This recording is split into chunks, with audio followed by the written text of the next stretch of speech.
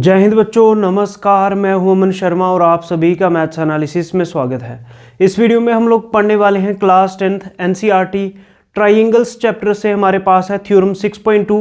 आइए समझे थ्योरम 6.2 को। इसका नाम कन्वर्स ऑफ बीपीटी भी है, मतलब converse of basic proportionality theorem. तो आइए समझे क्या है कन्वर्स ऑफ बीपीटी। तो सबसे पहले स्टेटमेंट को पढ़ते हैं। स्टेटमेंट में क्या है? If a line divides any two sides of triangle in the same ratio, then the line is parallel to the third side। ध्यान से सुने बच्चों, ये कन्वर्स है बीपीटी का। तो क्या मतलब हुआ? अगर आपके पास कोई एक ट्राइंगल है ABC, ध्यान से समझे।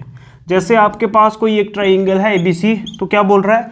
ABC अगर आपके पास कोई ट्राइंगल है, ठीक है, इफ ए लाइन डिवाइड्स, और इसमें कोई लाइन है, जैसे मान लो ये लाइन है DE, ये कोई लाइन है ट्राइंगल के अंदर और ये डिवाइड कर रही है दो साइड्स को सेम रेशो में। मतलब यहां पे ये गिवन है कि ये AD upon DB equals to AE upon EC। मतलब गिवन में क्या है इस बार बच्चों?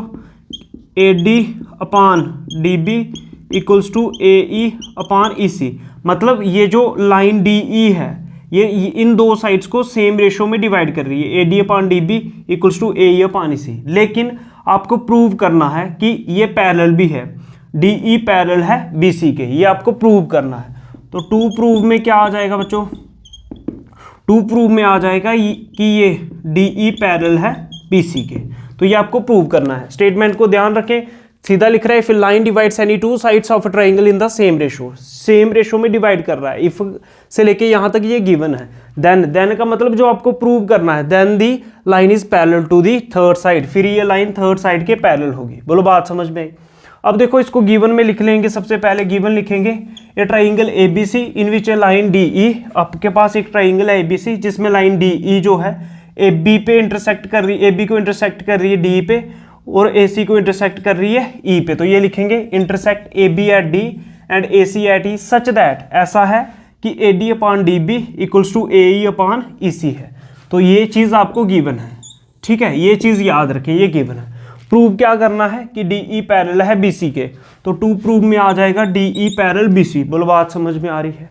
अब आगे समझेंगे बच्चों। इसके लिए मैं क्या करूँगा, यहाँ तक तो समझ में आ गया होगा। रेशो इक्वल गिवन है दो साइड्स की और पैरेलल प्रूव करना है थर्ड साइड के। समझ में आ रही बात? बीपीटी का उल्टा है बिल्कुल। अच्छा, अब हम बच्चों क्या करेंगे, खुद से कंस्ट्रक्शन कर लेंगे। हम मान लेंगे कि DE जो है ये BC के पैरेलल नहीं है। इसको प्रूव करना है कि ये BC के पैरेलल है, लेकिन हम शुरू में ये मान के चलेंगे कि ये जो DE है ये BC के पैरेलल नहीं है। तो फिर क्या है, हम एक अपने से एक कंस्ट्रक्शन करके लाइन ड्रा कर रहे हैं DF। ये जो DF आपने लाइन ड्रा की ये पैरेलल है BC के। तो आप क्या मान के चलेंगे कि DE पैरेलल नहीं है BC के, और आपने खुद से कंस्ट्रक्शन की कि DF जो है ये पैरेलल है BC के। समझ में आ रही बात? तो कंस्ट्रक्शन में क्या किया, suppose D is not parallel to BC। आपने ऐसा माना कि ये जो DE है ये BC के पैरेलल नहीं है। Draw another line DF parallel to BC। आपने एक और लाइन खुद से बनाई जिसका नाम है DF, और ये पैरेलल है BC के। बोलो यहां तक बात समझ में आई? अब यहां तक कंस्ट्रक्शन करने का क्या फायदा हुआ, ध्यान से देखें बच्चों। अब अगर हम इन ट्राइंगल ABC ट्राइंगल में जाएं, इन ट्राइंगल ABC, आपने क्या किया है कि DF को क्या माना है, पैरेलल है किसके? BC के। क्या माना? देखो ध्यान से देखो बच्चों, अगर मैं इस ट्राइंगल को बाहर बनाऊं, 2 मिनट के लिए समझो ABC अगर ट्राइंगल है, आपने एक लाइन बनाई है DF। ध्यान से सुने, कंस्ट्रक्शन जब भी बनाए एग्जाम में आप डॉटेड लाइन ही बनाए कि अलग से दिखे। तो आपने बच्चों क्या किया, ABC ट्राइंगल में आपने DF जो है ये पैरेलल बना दी BC के। कैसे? कंस्ट्रक्शन से। रीजन भी दे सकते हो, बाय कंस्ट्रक्शन। समझ में आ रही है बात? अब ध्यान से सुने बच्चों। अब देखो अगर ये DF जो है पैरेलल है BC के, ठीक है, तो क्या होगा, जब भी ये दोनों पैरेलल होती हैं तो AD अपॉन DB, मतलब ये जो दो साइड्स होती हैं सेम रेशो में आती हैं, AD upon DB equals to AF upon FC। तो इसकी वजह से क्या होगा, AD upon DB equals to AF upon FC। बोलो बात समझ में आई? AD upon DB equals to AF upon FC। Reason क्या है, यूजिंग कौन सी थ्योरम यूज की, बेसिक प्रोपोर्शनैलिटी थ्योरम या थ्योरम 6.1 की स्टेटमेंट लिख सकते हो, लेकिन इतना लंबा लिखने की जरूरत नहीं है, शॉर्ट में बीपीटी लिखो, ठीक है। तो बीपीटी थ्योरम यही कहती थी अगर ये दोनों लाइनें पैरेलल हैं तो ये सेम रेशो में भी इक्वल होंगी, ठीक है। यहां तक बात समझ में आई।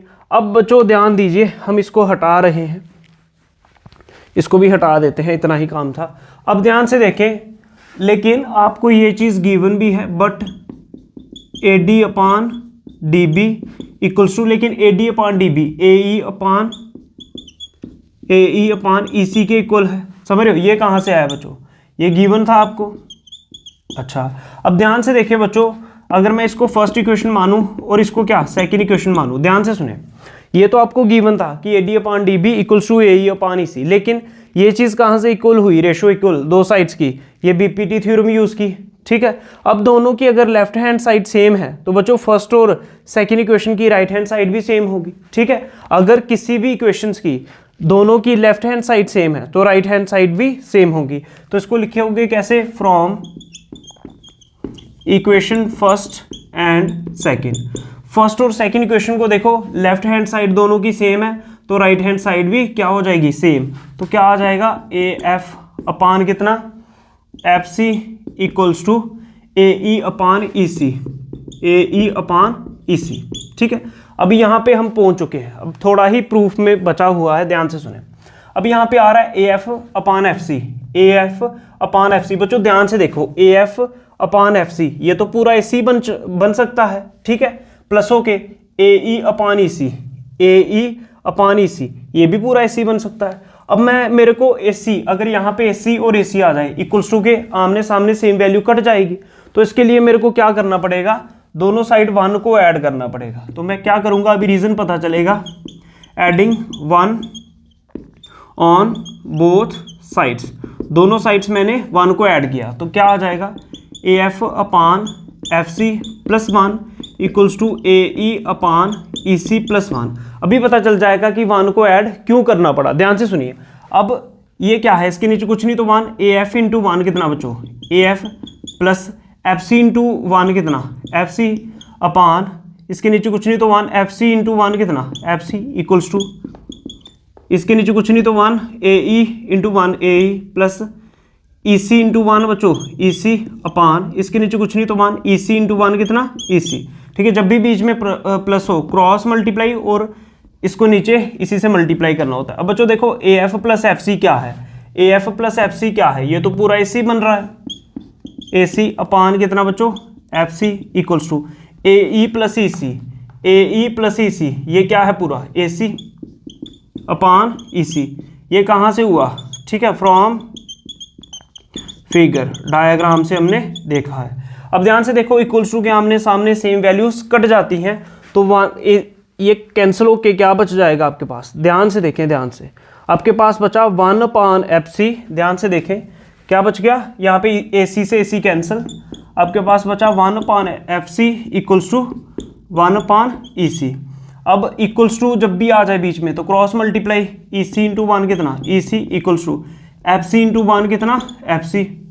अब ध्यान से देखो, इसी से थ्योरम प्रूफ हो जाएगी। आपने क्या प्रूव कर दिया कि EC इक्वल्स टू क्या, FC, मतलब EC और FC दोनों ही क्या हैं बच्चों, इक्वल हैं। ध्यान से सुने बच्चों, ध्यान से सुने, जितना EC है इतना ही FC है, मतलब अगर EC 5 है तो FC भी 5 है, 5 सेंटीमीटर मीटर कुछ भी मान लो अभी फिलहाल। मतलब EC और FC इक्वल कब हो सकता है, जब ये दोनों कोइंसाइड करें, मतलब ये लाइन ऊपर नहीं है, इसी के ऊपर है। ध्यान से सुने, जैसे अगर मैं अलग ट्राइंगल बना के समझाऊं, ध्यान से सुने बच्चों, जैसे ये ट्राइंगल है A B और C, ये कोई साइड है,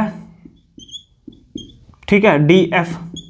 अब देखो FC आ रहा है जितना, इतना ही EC आ रहा है, तो इसका क्या मतलब, अगर मैं इस ट्राइंगल को उठाऊं और इसके ऊपर रख दूं, ये जो DF है ये कहाँ पे आ जाएगी, DE के ऊपर आ जाएगी। बोलो बात समझ में आ रही है, बात समझ में आ रही है। EC और FC इक्वल होने का, EC और FC इक्वल होने का क्या मतलब है बच्चों, EC और FC इक्वल होने का ये मतलब, अगर मैं इस ट्राइंगल को इसके ऊपर रखूं तो ये जो DF है, DF ऊपर नहीं आ रही, DF किसके ऊपर आएगी, DE के ऊपर ही आ जाएगी, मतलब ये ऊपर नहीं है, ये बेसिकली DE के ऊपर ही है। तो ये दोनों कोइंसाइड कर जाएंगी, जब ये दोनों कोइंसाइड कर जाएंगी मतलब इसी के ऊपर आ जाएगी, तो ये पैरेलल भी हो जाएगी DE। बताओ क्यों, क्योंकि आपने कंस्ट्रक्शन से माना हुआ है कि DF किसके पैरेलल है, BC के, आपने माना था DF पैरेलल है BC के।